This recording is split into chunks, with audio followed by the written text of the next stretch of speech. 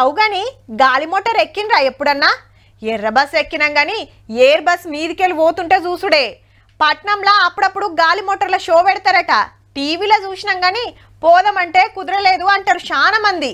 కొందరంటే కొందరే ఎక్కి ఉండొచ్చు. లెక్కకైతే విమానం ఎక్కాలంటే శంషాబాద్ పోవాలి. కానీ గంత దూరం పోవాల్సిన పని లేదు. 1000 ఖర్చు పెట్టాల్సిన అవసరం లేదు. ఫ్లైట్ ఎక్కిస్తున్నారు. మరి చూద్దాం పాండ్రి ఏడనా. Please return to your seats and fasten your seatbelt securely. దయచేసి వినండి. ఎయిర్ బస్ నెంబర్ ATR72500 ఎగురుటకు రన్వే పై రెడీగా ఉంది. ప్రయాణికులంతా సీట్ బెల్ట్ పెట్టుకోవలసినదిగా విజ్ఞప్తి. రైట్, ఇట్లా గాల్లకెగిరి మళ్ళా ఇంకో డిపోలా దిగింది విమానం. ఇక అందరు దిగాలని announcement. Thank you for flying with us today.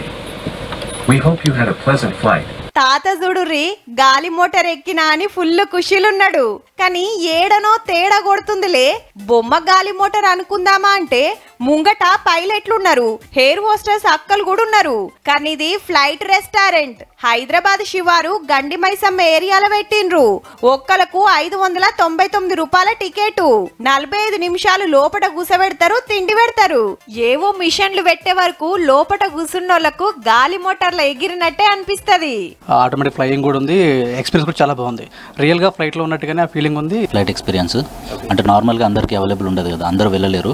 అట్లాంటి వాళ్ళకి మంచి ఎక్స్పీరియన్స్ ఇది. ఇంజన్ ఖరాబ్ అయినా ఓ విమానం కొనుక్కొచ్చి దాన్ని రెస్టారెంట్ లెక్క మార్చిండట ఓనర్.